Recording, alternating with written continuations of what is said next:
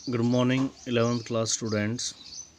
Unit first से आज इस वीडियो लेक्चर में मोल से रिलेटेड हम प्रॉब्लम्स न्यूमेरिकल्स समझेंगे। सामने जो आपको फॉर्मूले दिखाई दे रहे हैं ये आपको अच्छे से लर्न करने हैं, बार बार प्रैक्टिस करनी है। देखिए, इसमें आप मोल को कैलकुलेट करने वाला ये वाला फार्मूला देखो, मोल्स ऑफ एन एलिमेंट। कैसे कैलकुलेट करेंगे?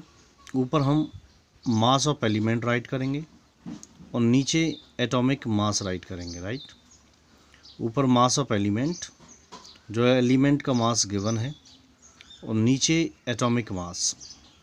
ज़रा देखते हैं मोल को कैलकुलेट करने से रिलेटेड एक प्रॉब्लम। देखिए, जैसे मैंने अभी आपको कहा, मोल से रिलेटेड प्रॉब्लम हमारे सामने है। ऊपर हम मास ऑफ एलिमेंट राइट करेंगे, नीचे एटॉमिक मास, और सॉल्यूशन हमारे सामने रहेगा। ज़रा देखो, क्वेश्चन है calculate the number of moles. हमें नंबर ऑफ मोल्स कैलकुलेट करने हैं इन दो पार्ट्स के अंदर। पार्ट ए समझिए, 7.85 ग्राम ऑफ आयरन में कितने मोल्स होते हैं? 7.85 ग्राम ऑफ आयरन में कितने मोल्स होते हैं? सो ज़रा देखिए हमारा सॉल्यूशन क्या रहेगा। जो एटॉमिक मास होता है Fe आयरन का, वो 55.8 यूनिट होता है, ग्राम होता है। 55.8 ग्राम होता है, या हम इसको यू यूनिट बोल सकते हैं।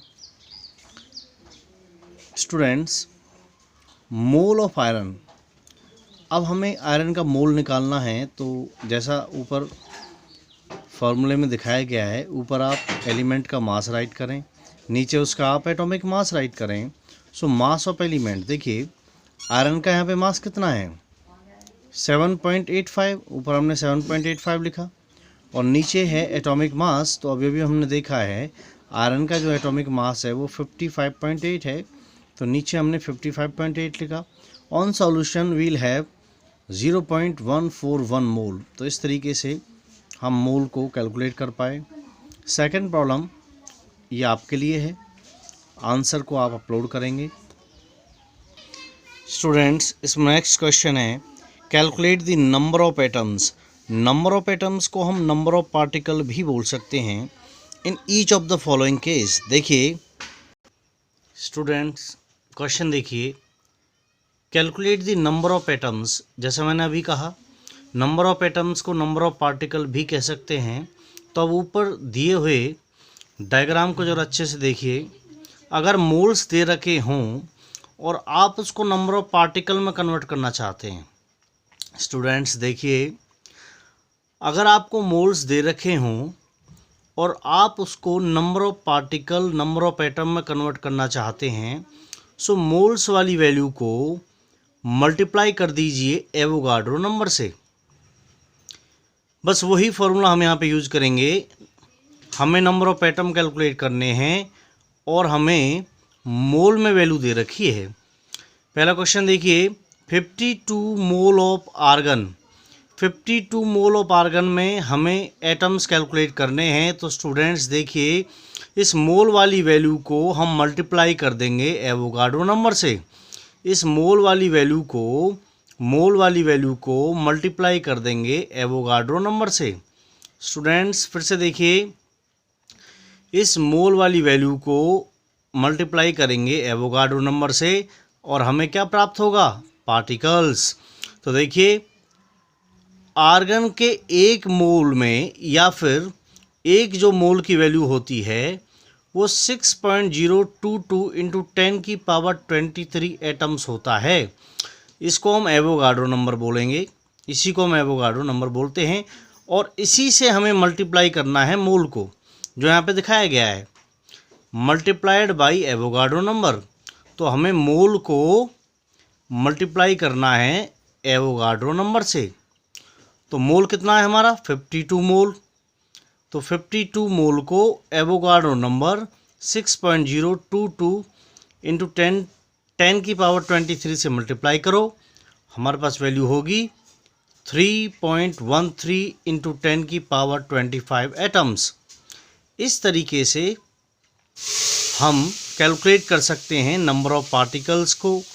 स्टूडेंट्स, ये जो क्वेश्चंस आपको अभी अभी कराए गए, ये जो फॉर्मूले आपको दिए गए, इनको बार बार आप प्रैक्टिस करें, और जब तक आप इन क्वेश्चंस को बार बार राइट नहीं करेंगे, बार बार प्रैक्टिस नहीं करेंगे, ये फॉर्मूलेज आप बार बार लर्न नहीं करेंगे, उनको यूज नहीं करेंगे, आप अच्छे से नहीं सीख पाएंगे। सो आई होप आपको अच्छे से समझ आया होगा, और आगे भी जो क्वेश्चंस इससे रिलेटेड आपको दिए जाएंगे उन्हें आप प्रॉपरली करेंगे। थैंक्स। स्टूडेंट्स, अभी अभी आपको फॉर्मूले के एप्लीकेशन के बारे में समझाया गया, कहाँ पे कैसे फार्मूलेज के यूजेस को आपको करना है, दिए हुए जो फार्मूलेज आपको बताए गए उनको कहाँ कहाँ कैसे कैसे अप्लाई करना है, साथ साथ न्यूमेरिकल प्रॉब्लम्स आपको बताई गई। अब प्रैक्टिस की बारी है। आपको यहाँ पे 2 क्वेश्चंस प्रैक्टिस के लिए दिए गए हैं, साथ साथ उनका एटॉमिक मास दिया गया है। जैसे पहला ही क्वेश्चन है, which one of the following will have largest number of atoms.